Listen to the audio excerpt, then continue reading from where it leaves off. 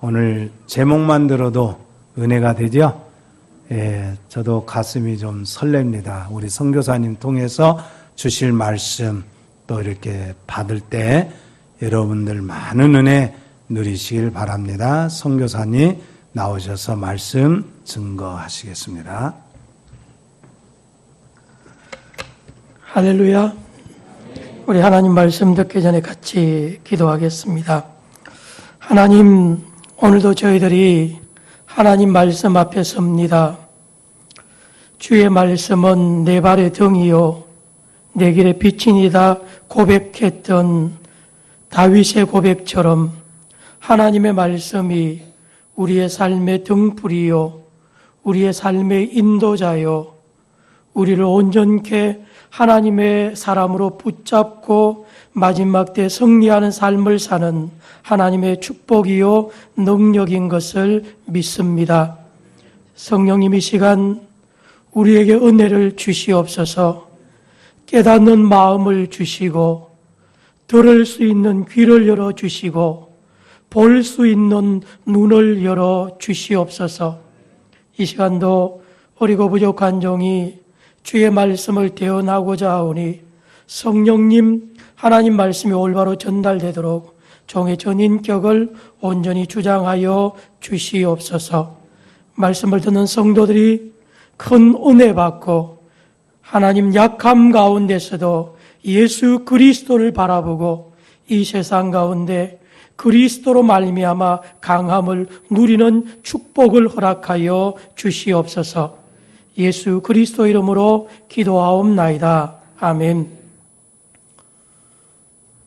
오늘 여러분들이 예배드리기 전에 우리 주일학교 학생들과 중고등부 학생이 찬양하는 모습을 보면서 하나님께 영광을 돌려드립니다. 우리가 해외에서 선교하고 이런 영혼을 찾는 것도 중요하지만 우리의 후손들을 믿음으로 잘 가르치는 것이 얼마나 중요한지 여러분이 꼭 기억하셔야 될 필요가 있습니다. 수평적인 선교도 중요하지만 우리의 믿음을 우리의 후손들이 계속 아름다운 유산으로 상속받을 수 있도록 수직적인 선교도 굉장히 중요하다는 겁니다. 오늘 많은 한국 교회가 해외 선교에는 열심히 수고하고 땀 흘리면서 정작 믿음의 세대를 계승하는 측면에서는 여러모로 많이 부족해서 요즘 한국 교회가 주일학교나 중고등부가 줄어들고 있고 주일학교나 중고등부를 보면 한국 교회의 10년 후, 20년 후의 미래를 불투명하게 예측할 수밖에 없는 안타까운 현실을 우리는 목격하게 됩니다. 함께하는 교회가 믿음의 세대를 아름답게 계승해서 여러분들의 자녀를 통해서 하나님의 축복이 더 풍성하게 여러분 자손 만대까지 누릴 수 있기를 주의 이름으로 축원합니다. 이제 며칠 있지 않으면 성탄절이 다가옵니다. 예수님이 가장 약한 모습으로 이 땅에 오셨습니다. 저는 20년 가까이 선교하면서 어떻게 선교하면 하나님이 기뻐하는 선교를 할 수 있을까? 어떻게 선교하면 하나님께 영광을 돌리고 많은 영혼을 얻을 수 있을까? 기도하며 고민을 많이 해보았습니다. 그때마다 내리는 결론은 예수님처럼 선교하면 되겠다. 성육신적 선교에 대한 그런 도전들을 늘 품고 선교 현장에서 선교 사역을 했습니다. 예수님처럼 몽골인 그들 속에 들어가서 그들과 함께 호흡하고 그들의 아픔을 함께 누리고 그들의 삶에 깊숙이 그들로부터 배우고 함께 섬기고 나누는 그 현장이 하나님의 선교의 현장이라는 사실을 저는 늘 깨닫곤 합니다. 선교는 주는 것이 아닙니다. 가르치는 것이 아닙니다. 그들과 함께 하는 것이 바로 선교요. 그들의 아픔을 함께 공감하고 함께 느끼고 예수님이 우리를 구원하시기 위해서 연약한 인간의 몸을 입고 우리 가운데 임마누엘 하신 것처럼 선교사가 선교지의 영혼들에게 그들 속에 들어가서 그들을 가르치고 주장하고 다스리는 자의 위치가 아니라 친구요, 형제로. 그래서 요즘은 쌍방향의 선교를 많이 이야기를 합니다. 그들에게 가르칠 뿐만 아니라 그들에게 배워야 하고 그들에게 무엇을 줄 뿐만 아니라 그들에게서도 받아야 하고 일방 동행식의 선교가 아니라 예수님처럼 그들 속에 들어가서 그들과 함께 먹고 마시고 함께하는 것이 선교라는 것을 늘 깨닫습니다. 선교는 거창한 프로젝트나 사업이 아니라 그들 속에서 그들과 함께하고 함께 느끼고 함께 먹고 마시고 함께 즐기고 그들의 아픔에 함께 동참하고 그들의 기쁨을 더불어 함께하는 것이 선교라는 사실을 배우곤 합니다. 오늘 예수님이 가장 약한 인간의 모습으로 이 땅에 오셨고 전지전능하신 하나님이 인간의 몸을 입고 이 땅에 오셨다는 것, 그리고 인간 가운데 가장 연약한 십자가의 자리에까지 낮아지셨다는 것은 오늘 우리가 어떠한 삶을 살아야 할 것인가를 예수님은 몸으로 가르쳐 주고 있다는 사실을 기억해야 합니다. 예수님은 하나님의 말씀을 권세 있게 전하셨을 뿐만 아니라 그의 삶을 통한 설교가 수많은 사람에게 감화와 감동을 끼쳤다는 겁니다. 예수님은 몸소 가장 연약한 자리에 찾아오셔서 연약한 우리를 구원하시고 연약한 우리를 통해서 하나님의 강함을 경험할 수 있는 아름다운 모델이요 본보기로 철저하게 살아가셨던 것을 보게 됩니다. 오늘 설교를 시작하면서 여러분에게 한 가지 질문을 하고 싶습니다. 여러분에게는 어떤 약함이 있습니까?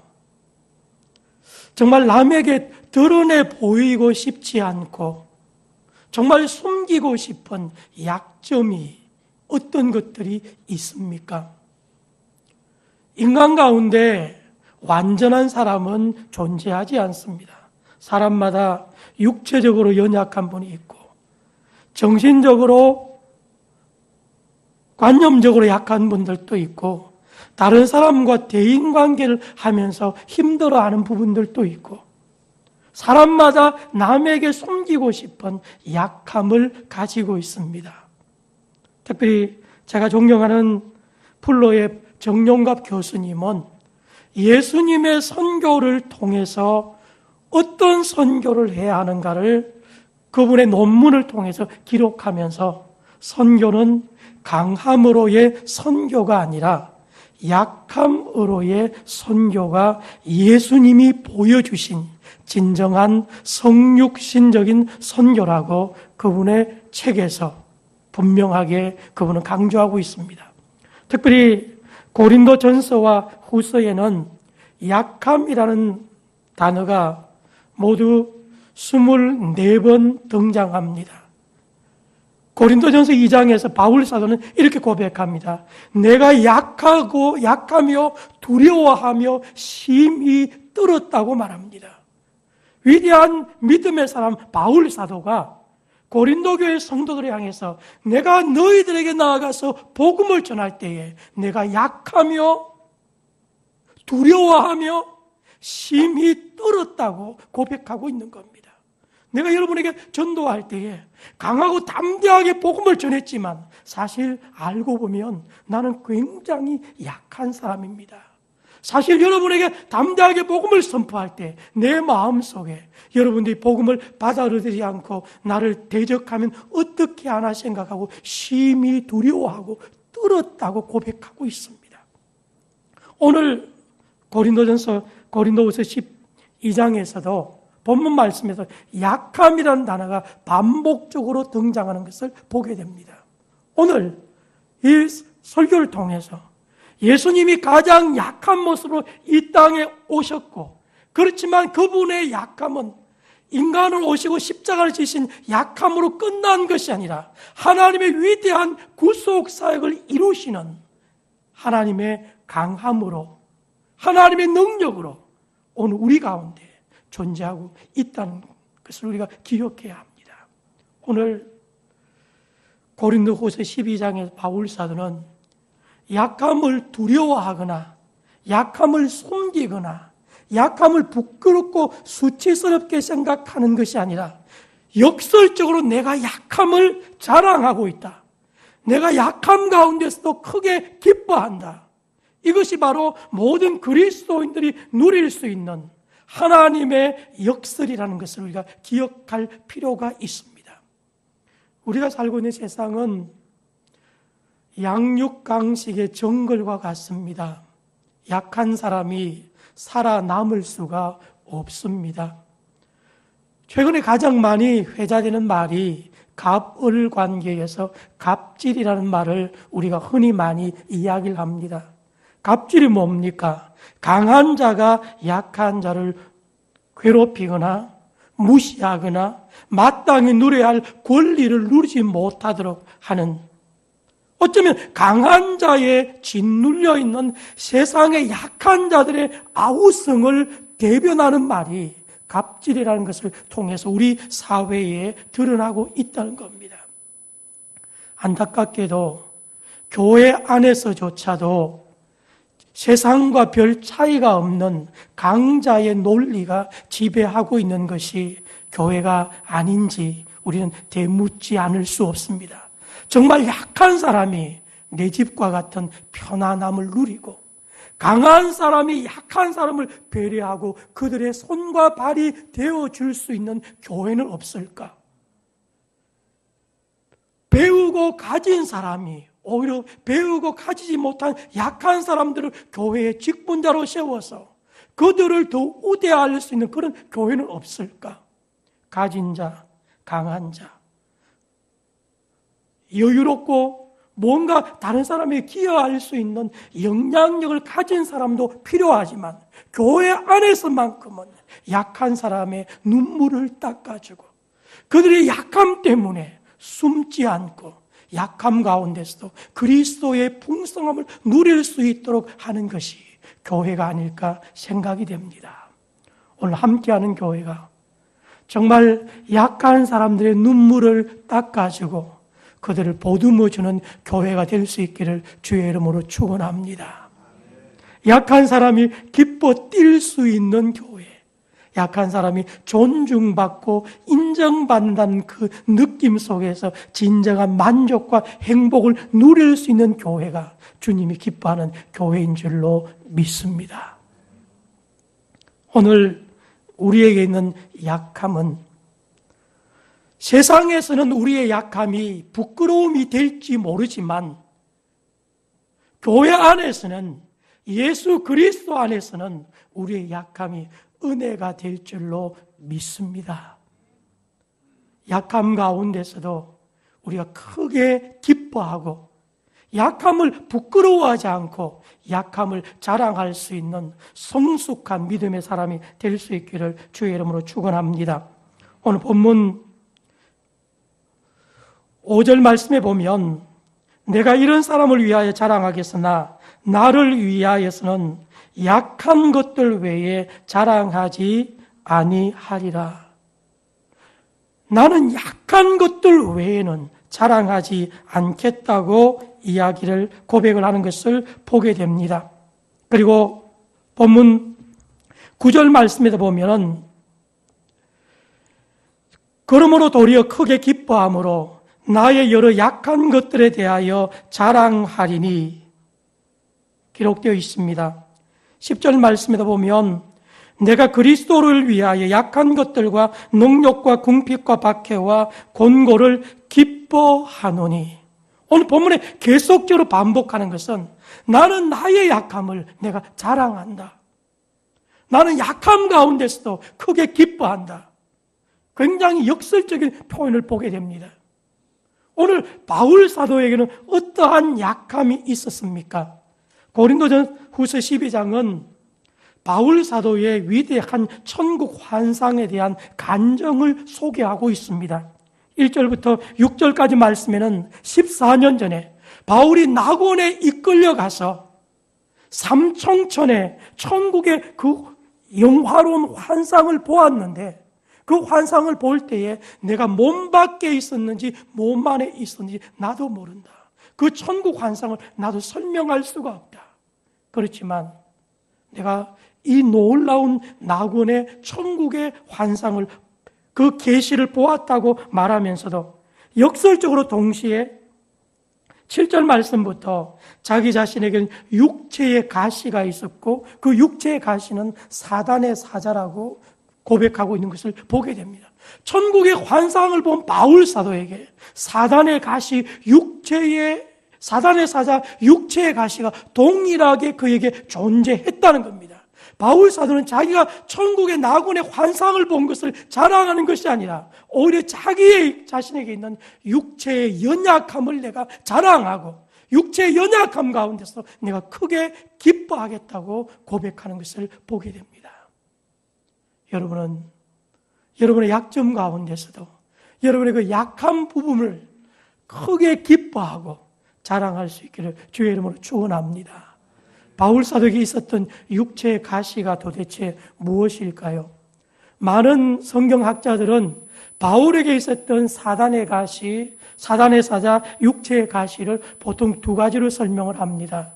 어떤 학자들은 눈에 심각한 눈병, 안질이 있었을 것이라고 해석하는 분이 있습니다. 눈을 뜨고 사람을 제대로 쳐다볼 수 없을 때 눈곱이 끼고 눈물이 흘러내려서 사람들 앞에 똑바로 설 수 없는 심각한 고통스러운 안질이었을 것이라고 보는 사람이 있고, 두 번째는 그에게 간질병이 있었을 것이라고 주석하는 사람이 있습니다. 여러분 아시지 않습니까? 눈이 돌아가고 입에 거품을 뿜어내면서 길거리에 넘어져서 온몸을 부들부들 떨고 있는 모습. 여러분, 목회자가 설교자요 전도자에게 안질이든 간질이든 이런 심각한 치명적인 질병이 있었다고 한다면 어쩌면 목회를 그만두어야 할 심각한 아픔이었을 겁니다. 그리고 복음을 전할 때마다 바울사는 얼마나 하나님을 의지하며 그의 마음에 두려워했겠습니까? 내가 전도하다가 갑자기 넘어져서 간질병 증세를 보인다고 한다면 내가 전하는 복음이 사람들에게 수치와 부끄러움으로 다가갈 수 있기 때문에 어쩌면 육체의 가시로 인한 바울 사도가 느끼는 고통은 참으로 심각한 고통이었을 겁니다. 그래서 그 고통이 얼마나 고통스러운지 하나님 앞에 이것을 떠나가게 해달라고 오늘 성경 본문에 3번 기도했다고 기록되어 있습니다만 3번만이 아니라 수천 번, 수만 번 하나님을 향해서 부르짖고 나아간 기도의 제목이었을 겁니다. 그런데 하나님은 그의 기도를 어떻게 응답하셨습니까? 내 은혜가 내게 족하다. 굉장히 야속하고 하나님이 굉장히 자신을 기도를 응답하지 않고 하나님의 영광과 주의 복음을 위해서 살아가는 전적 헌신하는 자신을 향해서 무심하게 느낄 수도 있었지만 그 약함 가운데 크게 기뻐하고 그 약함을 자랑하는 믿음의 자리에 나아갈 수 있었다는 겁니다. 오늘 저는 여러분들에게 어떤 약함이 있는지 저는 모릅니다. 그러나 여기는 한 분 한 분이 다 약한 부분들을 가지고 있습니다. 정말 어쩌면 사랑하는 가족들도 모르는 가장 사랑하는 사람에게도 숨기고 싶은 약점들이 드러날 겁니다.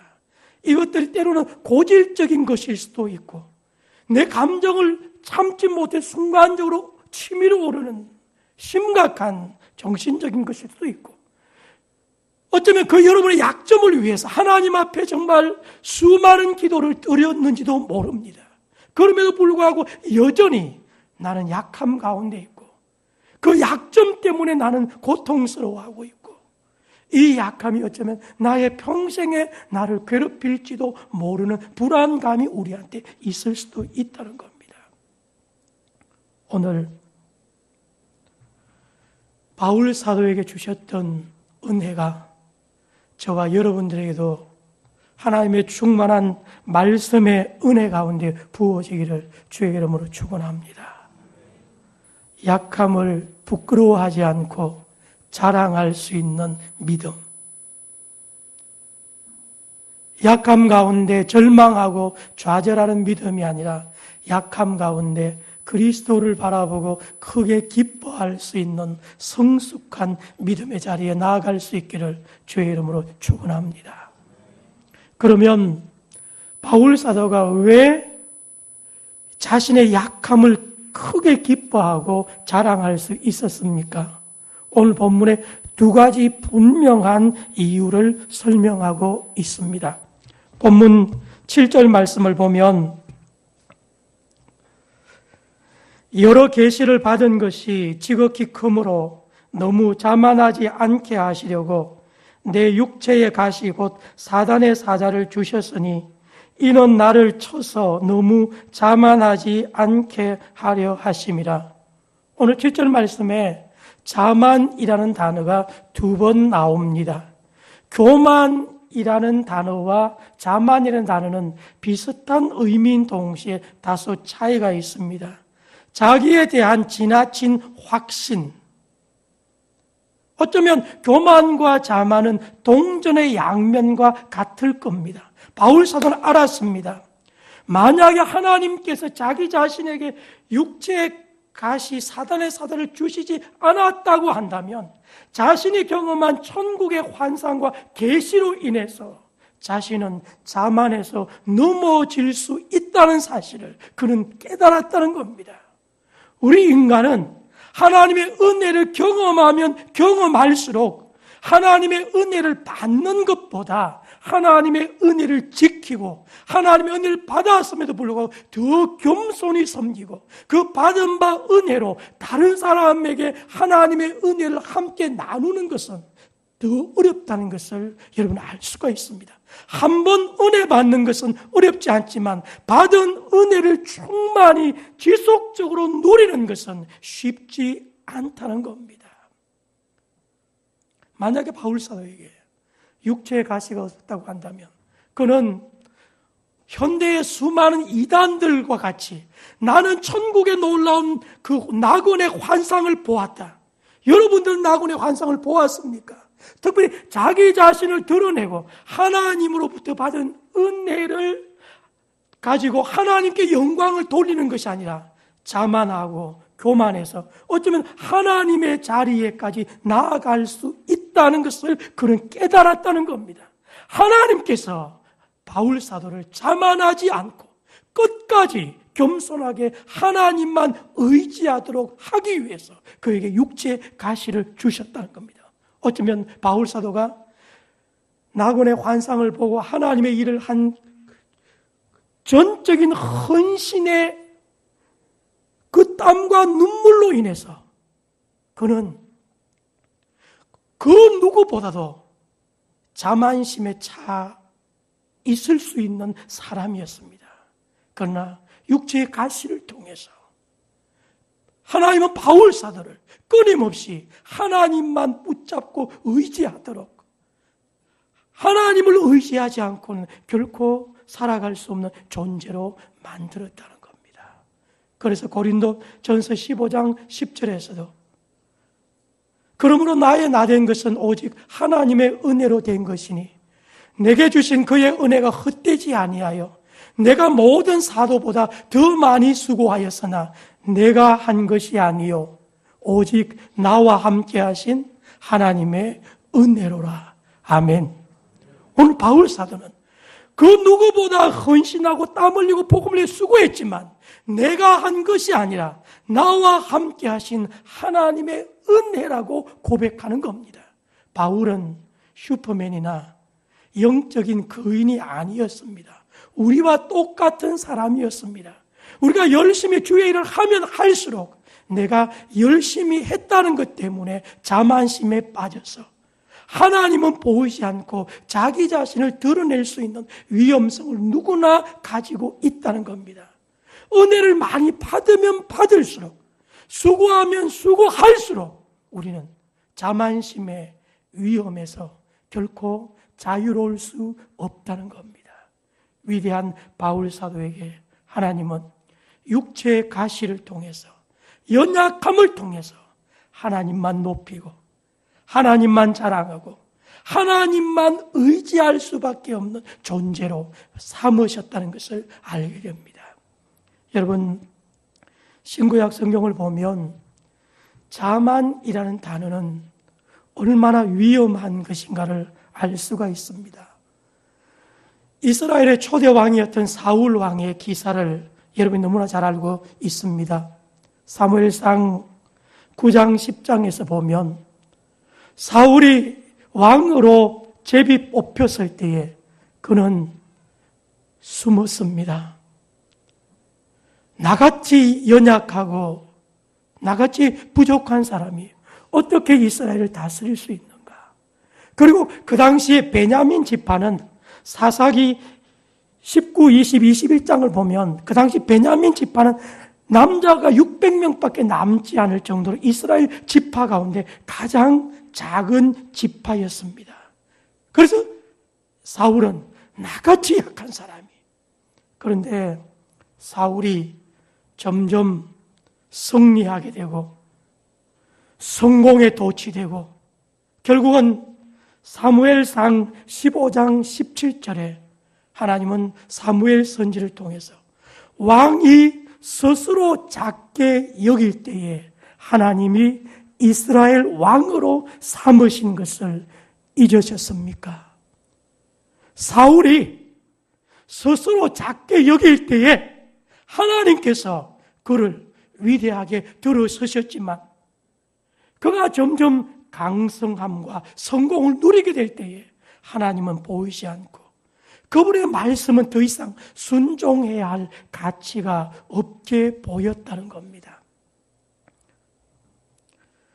지도자 학을 가르치는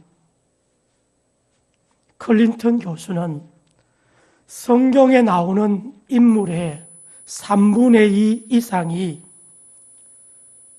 하나님 앞에 은혜를 받아서 시작은 굉장히 아름다웠지만 끝이 비참하게 끝났다고 이야기를 하고 있습니다.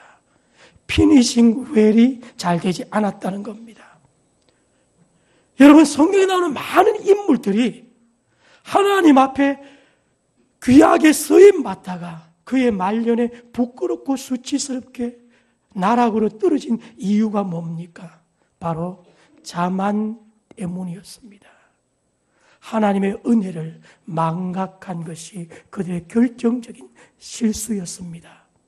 오늘 여러분에게 있는 약함이 하나님의 은혜임을 깨달을 수 있기를 주의 이름으로 축원합니다. 그 약함이 있기 때문에 여러분 하나님 앞에 눈물을 흘릴 수가 있고 그 약함 때문에 우리는 하나님 앞에 더 겸손하게 설 수 있고 그 약함 때문에 우리는 자만하지 않고 끝까지 주님의 손에 붙잡혀서 쓰임 받을 수 있다는 사실을 기억하시길 바랍니다. 주님, 저에게 이런 약함을 주신 것은 제가 겸손히 주님만 의지하라고 주님이 주신 것이지요.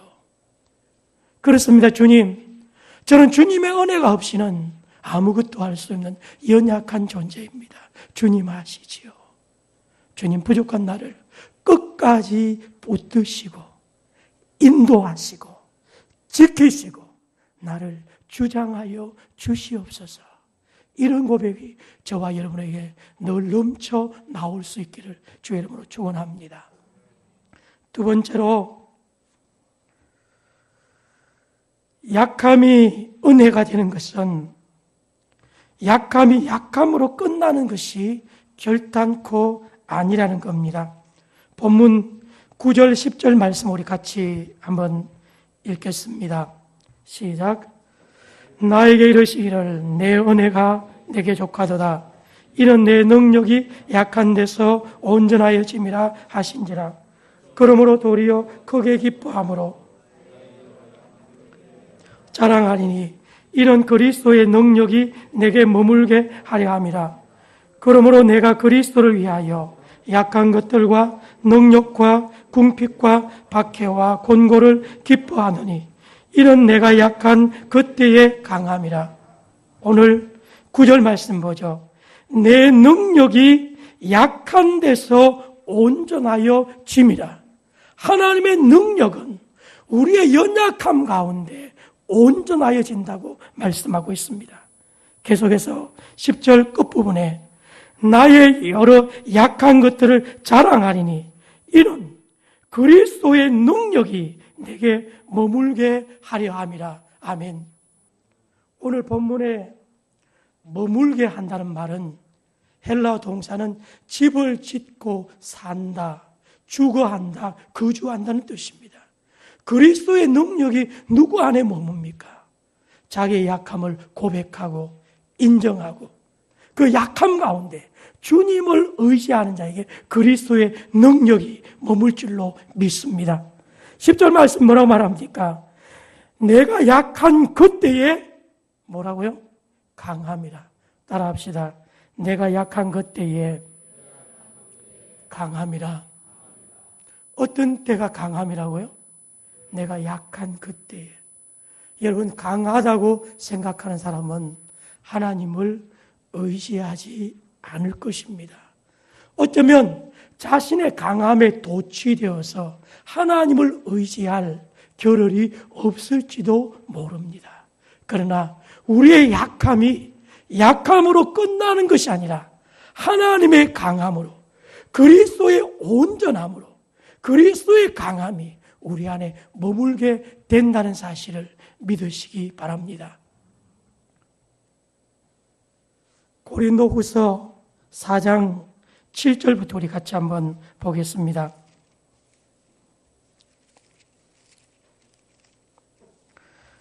고린도후서 4장 7절부터 보면 우리가 이 보배를 질그릇에 가졌으니 이런 심히 큰 능력은 하나님께 있고 우리에게 있지 아니함을 알게 하려 함이라.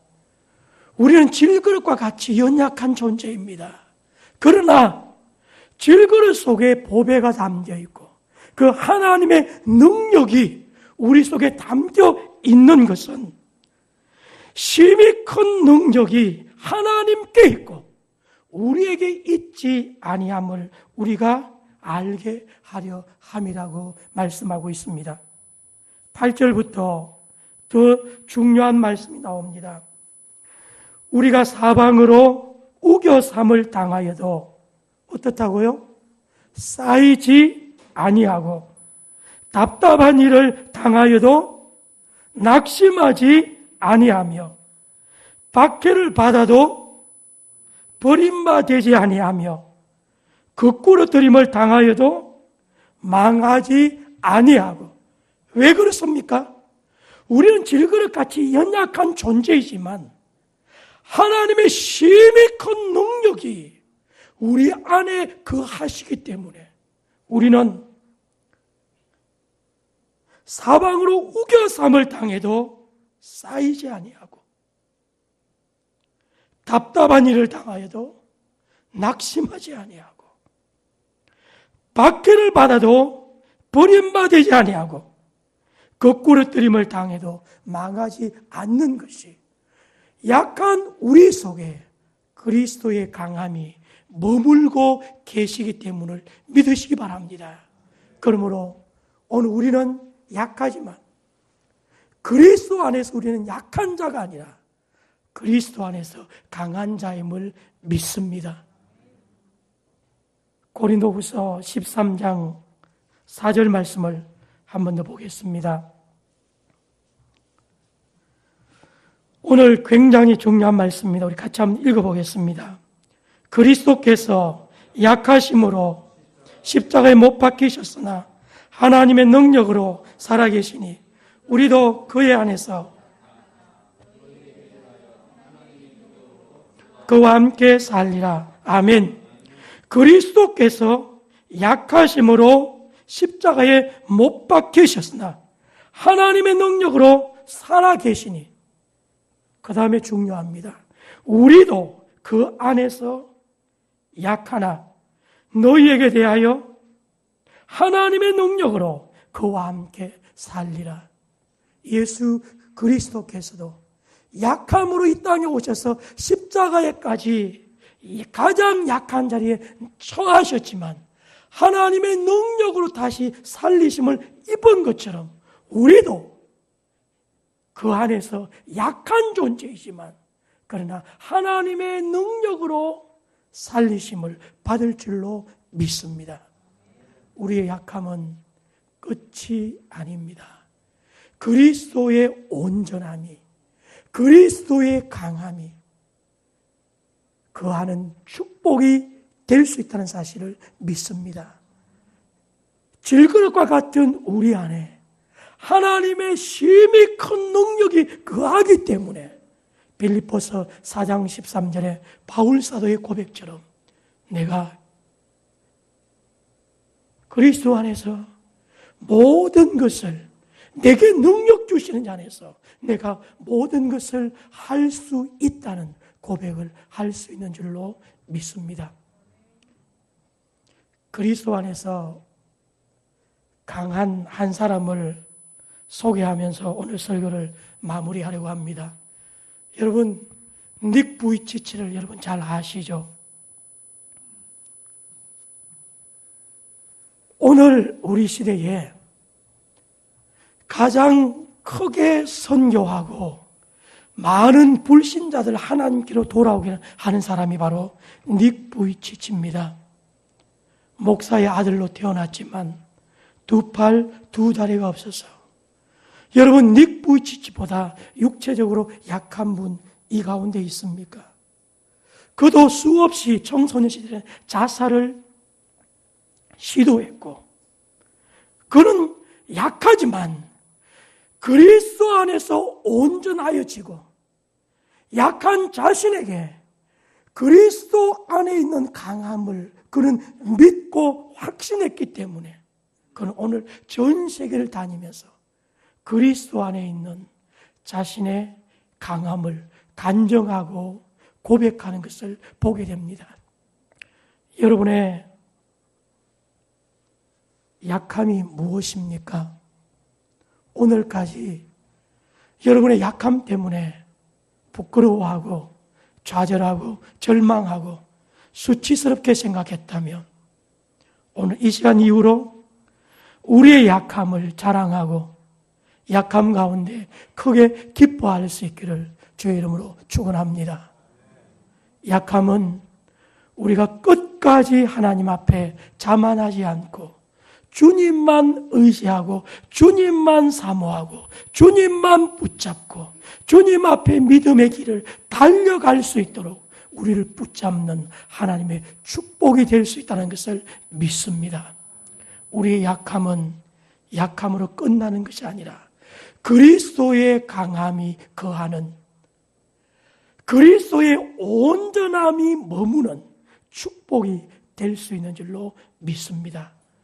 오늘 성탄절을 앞두고 가장 약한 모습으로 이 땅에 오신 예수님을 우리가 묵상하면서 주님, 나도 약합니다.